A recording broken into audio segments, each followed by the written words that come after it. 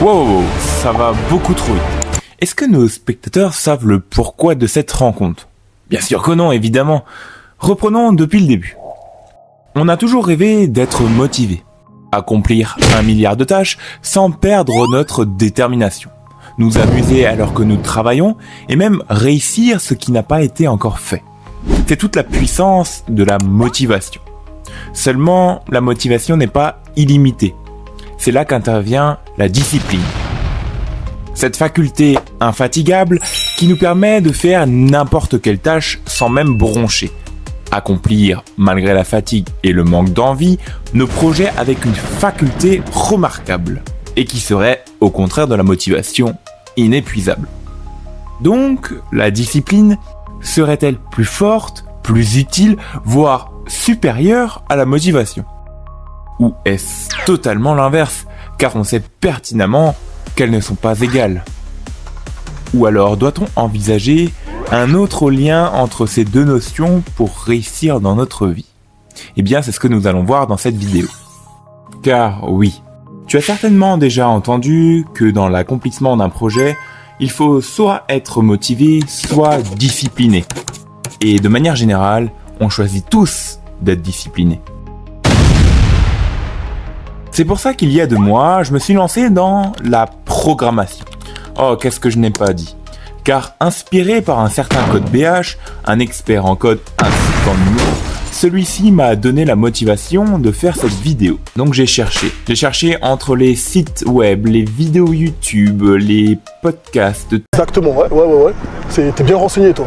J'ai rien trouvé. J'avais totalement envie d'abandonner. Je me suis donc tourné vers ChatGPT. Et oui, malheureusement. Et au final, eh bien, c'est pas terrible.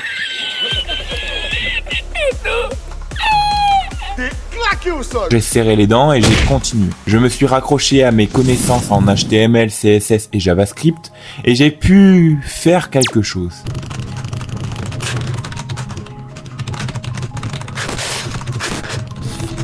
Mais d'abord, j'ai dû faire le design du personnage ainsi que la map. Et ça donne ceci. Voici Tom. Tom est un robot qui travaille uniquement lorsqu'il est motivé. S'il ne l'est plus, alors il ne fait rien. Et comment fais-je pour qu'il se comporte ainsi? Eh bien, en faisant quelques recherches basées sur les neurosciences, que je t'ai mis dans la description, pour chaque information pertinente que j'ai trouvée, je les ai transcrites en code. Et je les ai mises dans ma simulation. Ainsi, durant chaque jour, symbolisé par le chrono des 30 secondes, Tom doit nettoyer les bulles bleues. Or, celles-ci peuvent changer de difficulté. Facile, moyen et difficile, influençant alors la motivation de Tom.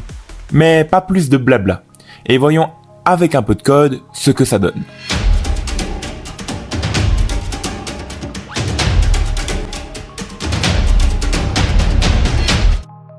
Donc voici une journée.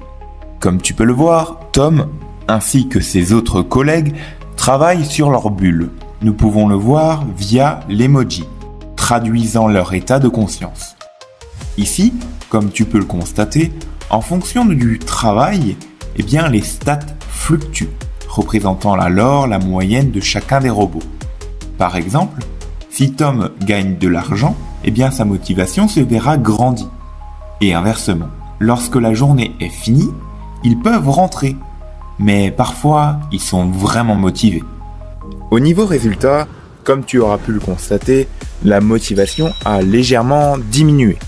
Passant de 100% à environ 87%, c'est une petite diminution. Mais il n'y a pas uniquement que la motivation. Il y a aussi d'autres statistiques présentes à l'écran. Et comme tu pourras le voir, chacune d'entre elles a évolué en fonction de la motivation. Donc, conclusion de cette première journée. Eh bien, si la motivation augmente, l'augmentation de la productivité est corrélée. Ensuite, si la motivation augmente, la créativité se verra boostée. Puis, si la motivation diminue, eh bien, c'est la santé mentale et le bonheur qui en pâtissent. Un autre point est que si la motivation est grande, plus grands seront les résultats. Enfin, ce dernier tombe sous le sens, mais je l'ai quand même relevé.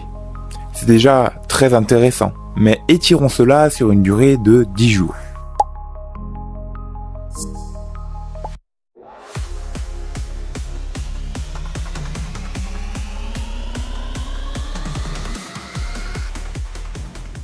Au niveau résultat, je te laisse avec ce graphe qui résume la situation. D'accord, et maintenant on fait quoi? Eh bien, je te laisse regarder ce graphique et te faire tes propres avis. Et on en tire les conclusions suivantes. La motivation est un motif pour l'action, influençant de nombreuses variables nous permettant d'accomplir beaucoup de choses. Mais, sur le long terme, cela devient problématique.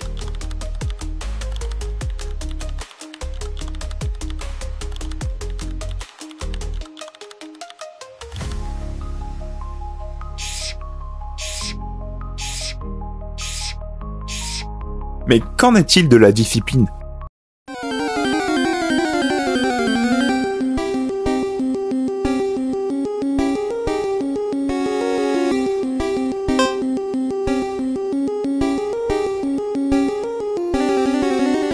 Plus précisément, en faisant quelques recherches de plus, j'ai réussi à mettre les comportements neurologiques d'une personne disciplinée à Émile.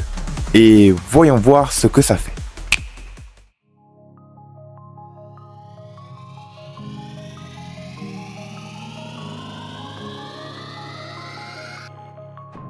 Pour les résultats, j'ai décidé de faire directement sur les 10 jours.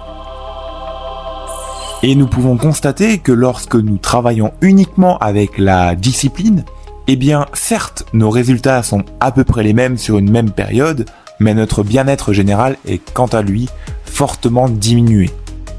C'est-à-dire qu'ici, le bonheur et la santé mentale ont très vite dégringolé, et ne remontant pas pour autant.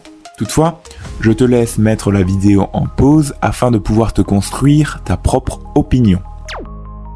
Ainsi, j'en tire les conclusions suivantes. La discipline est une forme d'action régulière qui certes nous fait avancer dans notre travail, mais ne nous rend pas forcément plus heureux.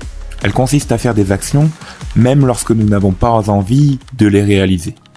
Ainsi, nous pouvons plus parler d'une habitude et non d'une volonté illimitée.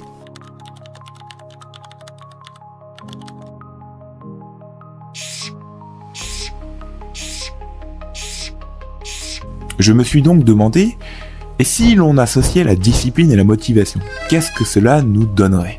Eh bien, c'est ce que nous allons voir tout de suite. Je me suis donc demandé, si l'on associait la discipline et la motivation, eh bien, qu'est-ce que cela nous donnerait?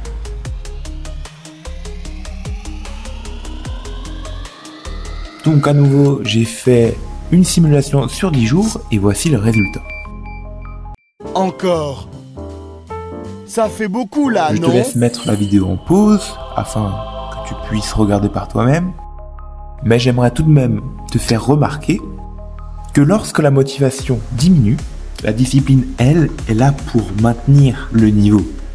Tandis que si maintenant la discipline est en baisse, eh bien la motivation, c'est elle qui va permettre une propulsion à la discipline. Avec quelques recherches, on parlerait même d'une synergie de persistance cognitive. Bien évidemment! Bien évidemment! Bien évidemment! Tu comprends quelque chose, toi, Samuel, hein? Hello, darkness, my old friend. Ainsi, la motivation et la discipline ne s'opposent pas, elles se complètent. Et si tu devais retenir une seule chose de cette vidéo, eh bien, retiens ceci. La motivation est le vent. Je vous signale tout de suite, mesdames et messieurs, que je vais parler pour ne rien dire. Si tu as aimé cette vidéo, n'oublie pas de t'abonner. Cela me donnerait envie de continuer, car la suite portera peut-être sur la création d'habitudes. C'était Alban et moi je te dis bonne journée.